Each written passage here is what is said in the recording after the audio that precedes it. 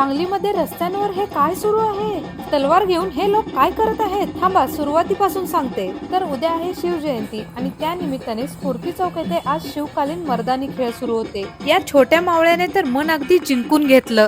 अंगावर काटा येण्यासारखे हे शिवकालीन मर्दानी खेळ म्हणजे शौर्य, पराक्रम आणि स्वाभिमानाची परंपरा जपणारे आहेत. तलवारबाजी, लाठीकाठी, दांडपट्टा आणि विविध युद्ध कौशल्ये यातून शरीराची ताकद, चपळता आणि धैर्य विकसित केले जाते. हे खेळ म्हणजे मनोरंजन नव्हते, तर संकट समयी स्वतःचे आणि मातृभूमीचे रक्षण करण्याची तयारी होती. याच मर्दानी परंपरेतून मावळ्यांची ताकद आणि जिद्द घडली. लहान मुले, मुली, मोठे, महिला आणि पुरुष सर्वांनीच अगदी सुंदर सादरीकरण केलं. शिवजयंती निमित्त असे खेळ महाराजांसमोर सादर करणे ही खरी मानवंदना आहे असे मला वाटते. तुम्हाला काय वाटते? डीजे लावून उगाच हिंदी पिक्चरच्या गाण्यांवर नाचण्यापेक्षा शिवकालीन परंपरेचा वारसा जपणारे असे उपक्रम आपल्या सांगलीत होत आहेत.